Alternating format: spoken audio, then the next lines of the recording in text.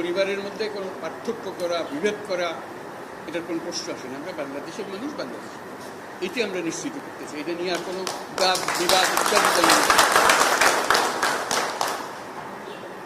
আমাদের যে গণতান্ত্রিক যে আকাঙ্ক্ষা, সেখানে আমরা বিবেচিত মুসলমান হিসেবে নয়, হিন্দু হিসেবে নয়, বৌদ্ধ হিসেবে নয়, মানুষ হিসেবে আমাদের অধিকারগুলো নিশ্চিত হোক।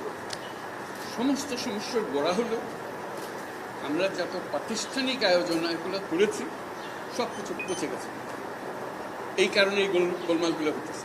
কাজে আমরা প্রাতিষ্ঠানিক আয়োজনগুলোকে ঠিক করতে হবে। যে ন্যায় বিচার হলে কে বিচার পাবেন আমাদের বলেন? আমি কি দেখতেছি এটা কোন ধর্মের, কোন জাতের, কি এটা বলা আছে, আইনে বলা আছে? আমাদের বিচার এই সম্প্রদায় হলে ওইখানে ওই আদালতে যাবে, ওই সম্প্রদায় হলে ওই আদালতে। আইন একটা, কার সাধ্য আছে সেখানে বিভেদ করে যে রকম একটা ওর রকম একটা, এটা হতে পারে না। তো আমরা সেইখান থেকে এটা এমন রোগ, মূলে যেতে হবে। আপনারা যদি বলেন যে আমাদেরকে এইভাবে সংখ্যালঘু হিসেবে এইটা হলো যে মূল সমস্যার থেকে আমরা দূরে সরে যাচ্ছি। আমাদেরকে বলতে হবে আমাদের গণতান্ত্রিক অধিকার প্রতিষ্ঠিত হবে।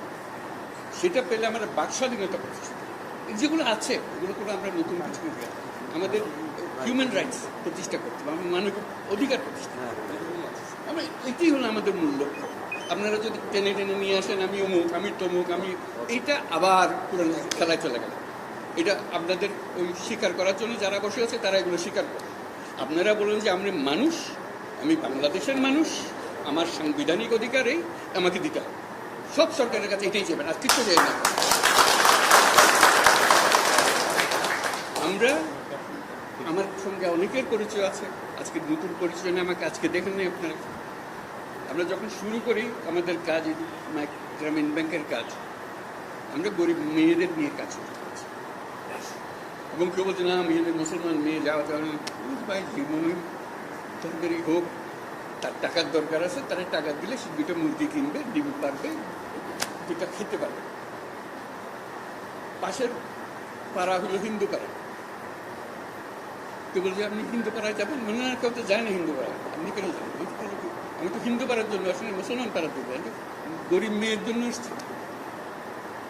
আপনি শুনবেন না আমাদের ইতিহাসে, গ্রামীণ ব্যাংকের ইতিহাসে, যে আমরা এটা হিন্দু পাড়াগুলো বাদ দিয়ে গেছি মুসলমান পাড়াতে যাই। হয় না, এগুলো একসঙ্গে গেছে, একভাবে গেছে।